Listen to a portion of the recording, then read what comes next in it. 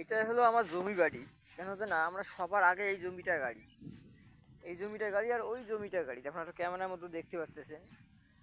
এই জমিটা গাড়ার উদ্দেশ্যটা হলো কি, আশেপাশে আমার পাশে দেখতে পাচ্তেছেন অনেকগুলো এই যে জমিগুলো আছে, এই জমিগুলো যখন পানি নেয় তখন এই জমিটা নিচু তো অনেক পানিতে ডুবি যায়, তার জন্য এই জমিগুলো আগে গাড়া।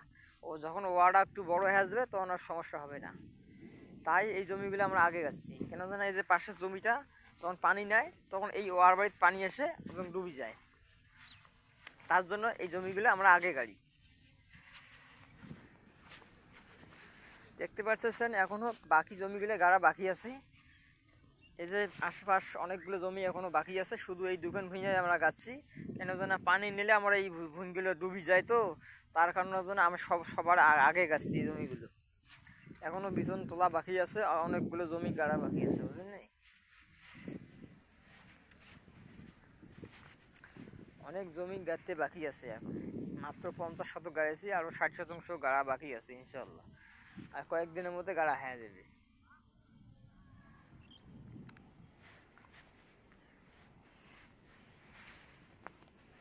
বেশি বেশি আমার লাইভটা শেয়ার করে দেবেন, আর ভিডিওটা কেমন হয়েছে কমেন্টে জানাবেন, আর আমার ভিডিওটা কোন জায়গায় দেখতেছেন একটু কমেন্টে ভালো করে জানাবেন ভাইয়া। আমার লোকেশন হলো বড়িগির বাজার পিছনে যে চরটা আছে, চরের এখানে।